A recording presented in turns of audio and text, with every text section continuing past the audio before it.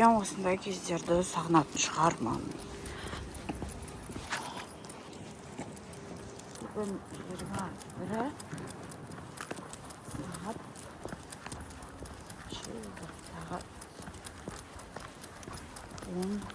жұмысқа келетім. Жұмыс бар. Саяси науқанға байланысты. Ләйіппен жұмыс істейміз біз. Ай.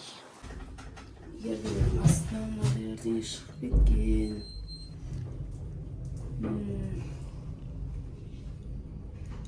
Жар едім кеше.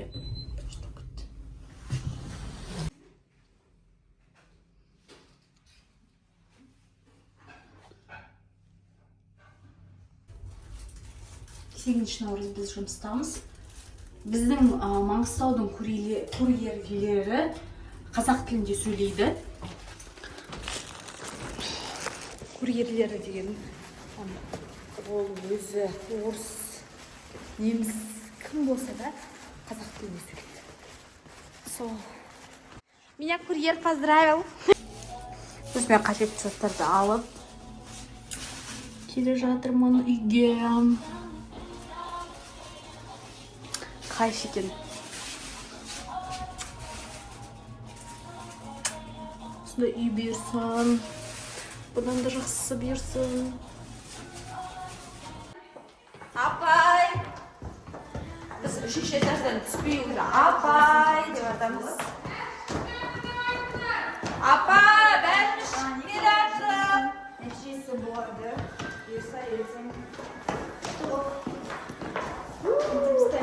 Я бұйырса ала қалса абыроймен аяқтаймыз. Я раббай. Жақсы болса екен. Біз еще Аллах разылығы үшін ораза ұстап жатырмыз.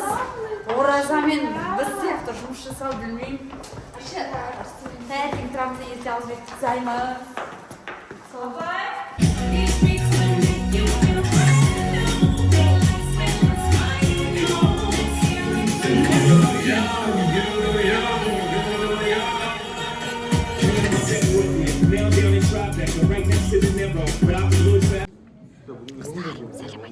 Для себя просто вот. Достар, мен қазір Булкадан морспен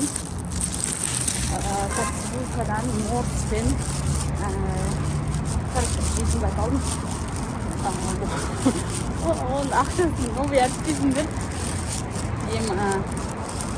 Ұятынай. Ол. Бара жатырмын. Мен жұмыс жасайтын жаңа орында. Кафешкалар жап-жақын екен. Қатты жап-жақын екен даже. Мен бүгін үйдемін. Бүгін бізде фонда мені апам мән бермейміз. Осындай сөйтетіні бар.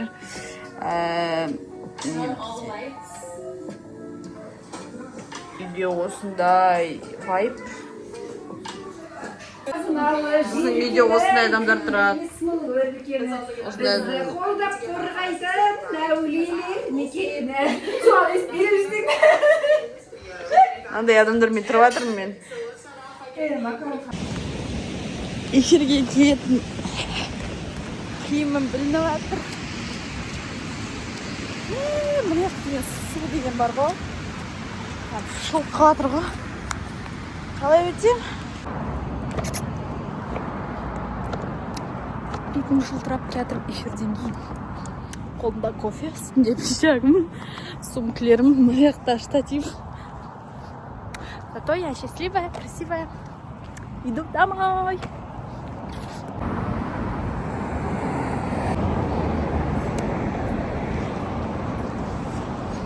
Анна.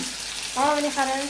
Мен блокқа алып Обжаренный пельмени oldu. Жареный емес, обжаренный ма? Солай. Осындай, сосын бізде осындай нәрселер бар. Апашка тамақ пісіріп жатыр, мында балдар. Сабақ оқып жатыр. Майқошаққаным менің, посақаным менің. Иә, блокқа, ютубқа. Салам достар, лайк басып кетіңіздер. Ай, жаным. Өзімді түсіруге не болып тұр, желанием ұрып тұр деймін ба. біздің үйдегі адамдар ұйықтап жатыр.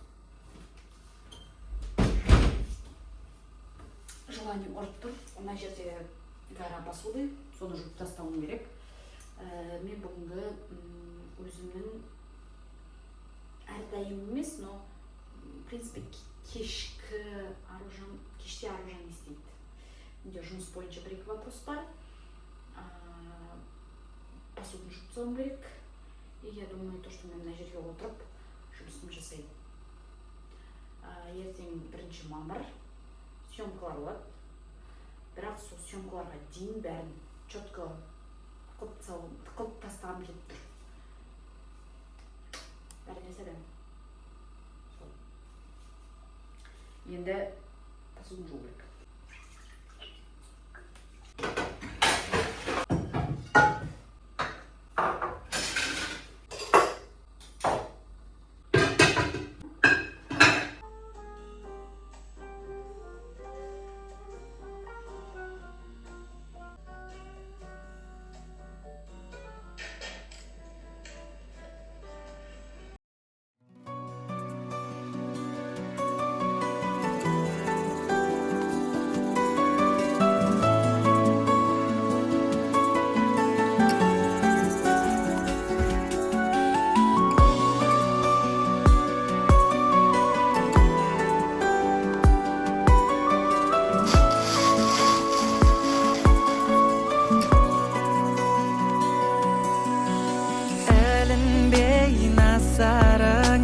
Сезімнің асабына біздерді жасады ма тағдыр.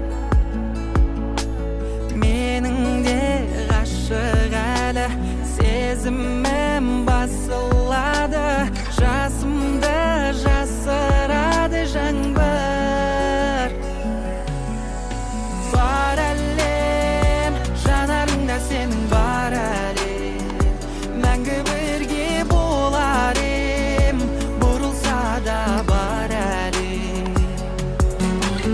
Маған мен қарағаның күліп маған ем, сыймадым ба көзіңе, сыйған кезде бар әлем.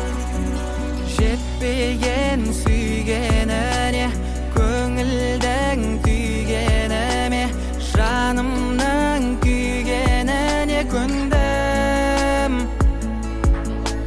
Жеңілдім, жеңді бәрі, сезімге сенді бәрі, қалмады енді мәні сөндім.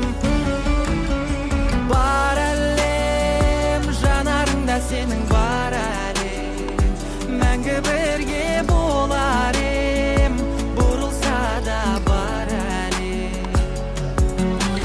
Маған ем қарағаның күліп маған ем, сыймадым ба көзіңе, сыйған кезде бар әлем. Улетай на крыльях ночи, для нас холодными не оставляй меня ветром твои очи. Для моего сердца рай улетай на крыльях ночи, для нас холодными не оставляй меня ветром твои очи.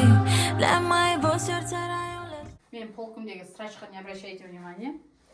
Мен съемкадан келдім. 1 мамыр Қазақстан халықтарының бірлігі күніне орай Каспий теңіз жағалауында концерт ұйымдастырылды. Соның ақпаратын жазуға емес, интервью алуға бардым, жазуды батым ғой. Біз эфир себебі 4 беріледі. Эфир деппін ғой, материал 4 береміз. Сосын күшті. Шашым, короче, жуынып алдым, съемкаға бармас бұрын шашым жуып алдым. Кеше мал болып жүретін. Сосын сол жаңалықтардан ешқандай жаңалық жоқ. Күні бойы ұйықтадым ғой бүгін. Ема дедім ғой. Күні бойы ұйқыны жібердім, таңертең 9-да тұрдым. Бір материалдар салынбай қалған екен, сол материалдарды салдым. Сосын соны біреулер жұртты оятын, оятып салдырттым, сосын ұйықтадым. Сол материалдарым солай. Шашым күшті болып тұр, шашым дейінше, кәдімгідей жиіп жеңіл болып. Сол қазір шай ішіп алуым керек, үй жинап қоюым керек. потому что бүгін кешке бәрін жуып жинап қоймасам болмайды. Сосын мен негізі киімдер, бізде үйде, короче, кіржуат машинасын қалды. Енді соны қазір мен түрім қалай көрініп тұр, көрініп тұр ма? Дұрыс. Бүйтіп қой.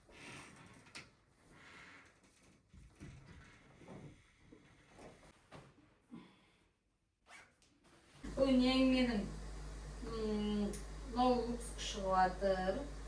Мен кішкене шай ішіп алып тұр. Прям чай охота. Ішінде мынау. А до этого басқа елде жүрген кезде по-любому ішім қысылып жүреді екен. Не жетпей жүр екен, не жетпей жүр екен дейсің ба? Өз-өзіме мен демалуды позволять ете алмайды екен. Мен 35-ке келемін осы жылы. Иіндім. Оның бәрі оказывается өзім ішінде екен ғой деп. Өз-өзіңізге сразу жауап беріп тастадыңыз. Иә, сразу емес, 35 жылға мен жауап бердім. Оказывается, оның алдында мен жанымда бәрі ырза болып жүрмесе, нервім көтеріліп жүреді, тыпырлықтап, әсіресе келіншегім бүйтіп. Не толып қалса өзім бүйтіп тыпырлықтап, ой, не болып кетті екен. Жұмыс жоқ болса өзіңе жұмыс тауып жүремін десе керек. Иә, жұмыс жоқ болса жұмыс тауып, номерді жинап, не в тему шандай. Ойбай екен, номер жинауға келеді, ұят болады. Тағы бір затсын келуші, шетелде. Вот, я вообще никого не трогал. Жоқ, бөлектенеді ғой екеуі. Мына көріп қойды ғой, жоқ. Жоқ, қараңдар, бөлектенген жоқпыз. Сендер бөлектендіңдер ғой. Біз қап қойдық. Қап қойғаннан жалғыз қалмайық деді. Это мышление жертвы, я считаю. Мышление жертвы. Жертвенное мышление. Сөйтіп 35 жасқа өзіңді демалуға позволять ету ішіндегі зат екен. Оны бір зат түсіндім. Екінші түсінген.